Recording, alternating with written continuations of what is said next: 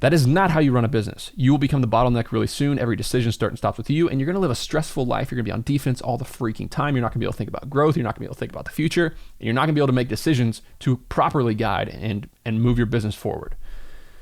These monkeys must leave the room with that employee who brings them to you. I want to talk about delegation. Delegation is not only important for real estate, but it is so incredibly important for small business and operations, whether you're running your properties, whatever it might be. And I've come to the conclusion that there are two levels of delegation. The first one is delegating tasks. Now, delegating a task, and the second level is delegating a decision. I'm going to talk about the separation between the two, and I'm going to give you examples of both because I think that this is so important. First of all, this stuff is really, really scary. The only way to get better at delegating is to do it. But I've done a lot of it, been at it for 10 years, and I figured out some ways to think about it. Now, you have to start with delegating a task. Delegating a task is simply, okay, I can do this, or I can pay somebody else to do this. An example is a lawn care company with a person running a lawn care business owner with a person running a trimmer. They are delegating the task of running the trimmer, and they're going to pay that person for 1 hour, and it'll probably save them about 45 minutes because they're better, they're faster. The owners are always the best, right? And that's why this is uncomfortable, because you as the owner, your urge is going to be to say, get out of the way. I can do this. I can do it the best. Why would I risk any mistakes? I'm going to do this myself. But what you learn is really quickly that you're the bottleneck in everything, and you can only do so much, and you get paid for your time. When you stop working, you stop getting paid. And that sucks as a business owner, as an entrepreneur. So what you have to do is delegate some tasks. You start with hiring the person to run the trimmer. You start with hiring a VA online to insert the unit mixes into your spreadsheet so that you don't have to do that. You start with hiring somebody to answer customer service calls. You start with hiring somebody to edit your podcast and post it. Any business you are, you can delegate those tasks. Now, when you do this, your life starts to open up. You start to leverage your time, and 1 hour of your time is saved, and it costs an hour and a half or $25, $30, $40, or if you're hiring somebody in the Philippines, $5 to get that done. And then you can scale, and you can grow a really, really good business by delegating only tasks. But let me tell you something else. The second level of business is delegating decisions. And this is what so many business owners are not good at. Delegating the decision-making process. The owners who don't do this, all decisions come to them. They decide who to hire, how much to pay somebody, what they're going to offer on something, how to solve a problem. Anything that comes to them inside their company, they are going to be the ones that are the bottleneck. It all comes to them. Every problem, every decision comes to them. You get decision fatigue as an owner. It's no way to live, and it's a real way to run around playing defense all the time and being completely controlled by your customers and your employees. Delegating decisions is the key to truly running a successful company that can grow beyond you. And at this level, you give your employees decision-making power. Sounds simple, right? It's not. You have to teach your employees how to quote the job so that you don't need to travel to the location to give a price. You teach your employees to sign a vendor. Select, they're going to go out for bids, they're going to get all these vendor prices, and they're going to pick one, and they're going to sign it, and they're going to pay that vendor without you having anything to do with it. They can interview, they can hire employees. They can make compensation and decision bonuses. They can decide what you're going to offer on a piece of property. Okay, they're going to work with a banker to try to secure financing. They're going to pick a banker. They're going to sign the term sheet. Stuff is complicated, right? The first major breakthrough for me was in 2012. It was the second year we were in business, and we were sitting around having dinner with a couple of our managers, our student managers, and it was a Friday night, and this kid told me a story. He said, Nick, you wouldn't believe this, but yesterday, an employee on truck 2 on campus, he quit in the middle of his shift, and he left the truck. He just abandoned the truck on the spot. And I was like, whoa, what happened? And he goes, well, I pulled up the spreadsheet. I looked at all of our customer lists, and I sent a text to our employee list. I saw our database of employees, and I sent a text to an employee who I knew lived right nearby where that truck was abandoned. And I said, call me when you get a chance. He called me, and I said, hey, something crazy just happened at work. We really need you to take this shift. And he said, I'm busy. I got a date tonight. I can't do this. And he said, this is when the kid made another decision. He said, I'll give you a $50 bonus if you show up at this truck and run the next 3 hours of this shift. And the kid did it. The kid went to his truck and did it. He didn't have a t-shirt to work in. He didn't have a charged tablet. He didn't have a dolly. So those things had to be sent in, and the kid arranged another truck that was in the area to send him the truck, to send him the equipment, and get him the things he needed to do his job. I was sitting back there saying, oh my God, 9 times out of 10, actually every time this has ever happened, I've gotten a call. Hey, Nick, what do I do? And I've told them exactly what to do, or better yet, I've told them to get out of my way. I'll do it. I'll solve this problem. This kid took it upon himself to make this decision, solve the problem. And at first, I was a little bit uncomfortable. I was angry almost. But that was my immaturity. Me now, I love it when that happens. But, at the time, I was uncomfortable. But then it was a breakthrough for me. It was a transformation in the way that I thought about business. Hey, what if I can get all of my managers to think like this? Okay, there'll be some mistakes. Okay, there's going to be a lot of training involved. Okay, it's going to take me working with them, and I'm going to talk to you about how to do that in a second, but I want to tell you another story. The second major breakthrough on a whole nother level came in early 2021, so a year and a half ago. Bolt Storage, my real estate investment company, we closed on our first self-storage facility. It was actually 3 properties, all in one. Sorry, this was in 2022, not 2021. We closed on a $9 million deal in Virginia that me, the owner, Nick Huber, had nothing to do with. I didn't find the deal. I didn't negotiate the deal. I didn't go under contract with the deal. I didn't secure bank financing for the deal. I didn't write the investment memo. I didn't send it out to investors. I didn't raise the money. And I didn't push through due diligence and towards closing on the deal. The only thing that I did do was get an email with the underwriting done saying, hey, Nick, this is the offer price that I want to start at, and this is where I think we can go to. What do you think about this deal? Do you approve of this? I think it's a good one. I responded and said, yes, that's a good deal. I approve. This sounds like a great plan. Keep me posted.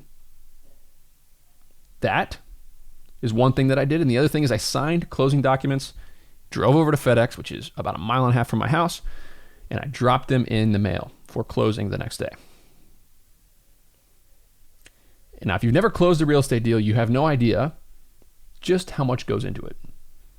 Negotiating the contract, working through due diligence, shopping a deal to bankers, writing and proofreading a 12-page investment memorandum that we send to all of our investors when we raise money. My team did all of it.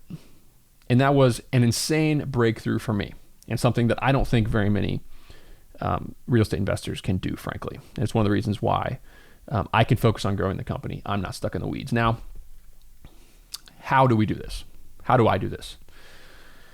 I was reading a book. It's Entre Leadership by Dave Ramsey, and he talks about this monkey on the back conundrum. He says, when an employee, and I'm going to give you an overview of this because it's so helpful. He says, when an employee comes into your office with a problem or a question, imagine them walking into your office with a giant monkey on their back.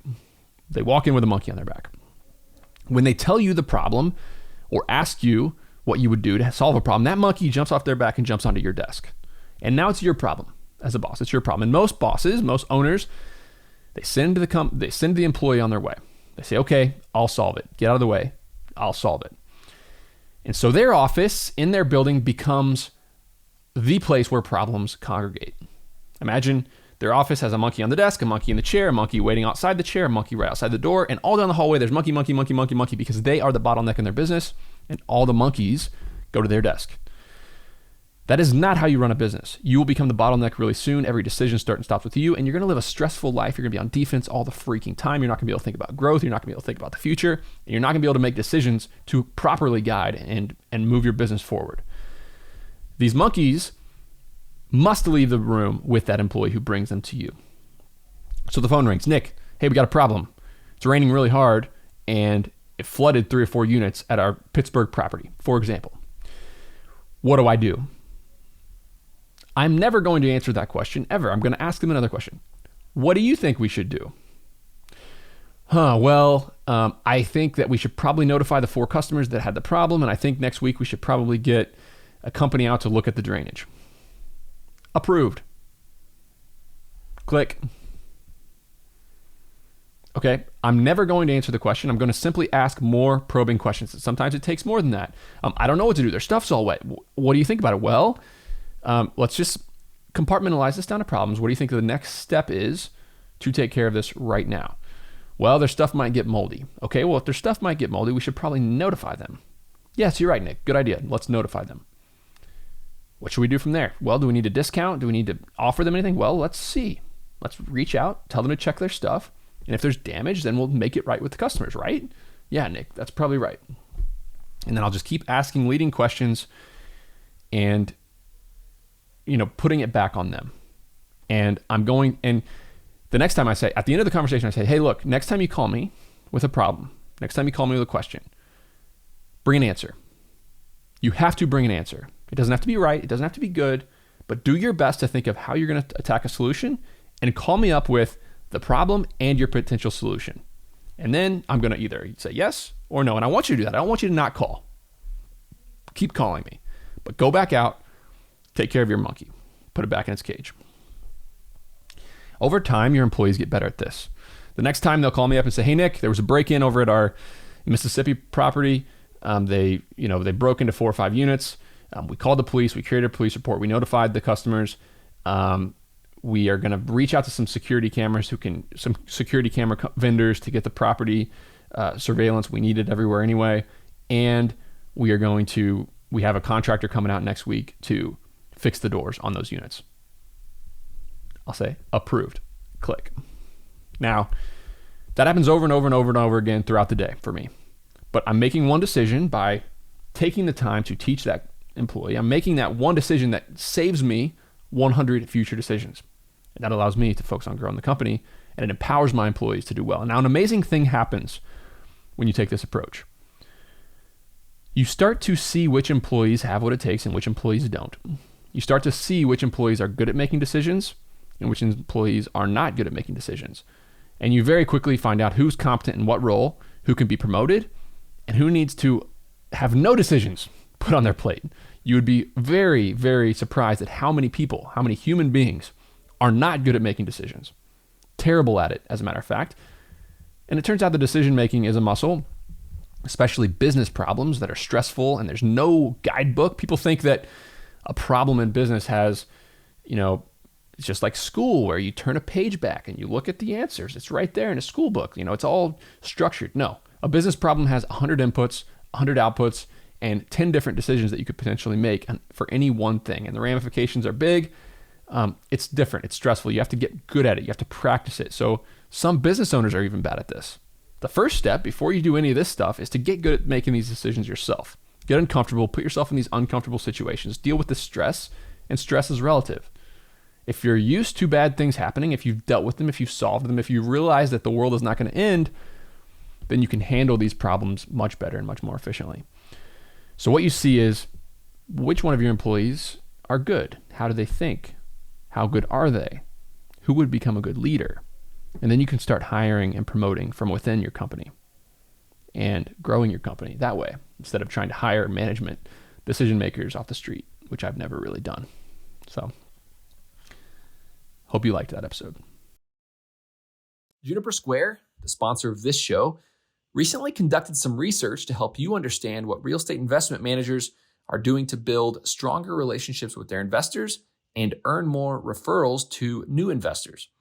Their new special report includes data on topics such as what factors are the most important for building investment relationships today, how technology is being used to provide a competitive edge, and the one technology integration that is driving more repeat investors and more referrals. To download this for free, visit junipersquareresearch.com. Again, to get this report for free, visit junipersquareresearch.com. I just wanted to let you know that we have a paid real estate community with over 500 members. Not many people know about this. It's on Facebook. It's an inside look into my business and many other business. It's skewed towards self-storage, but there's also a lot of other commercial real estate investors in the group. We're pinging ideas off of each other. It's just where I share a lot more intimate details about my business than what I share on Twitter or on this podcast. So if you're interested in this and you want to meet other people, there's been people invest in each other's deals on there. There's been people share deals that other people bought. It's a place where a lot of cool stuff is happening. If you're interested in this, visit sweatystartup.com/REC, as in real estate community. sweatystartup.com/REC. There's a free trial as well. You can check it out for a week for $1.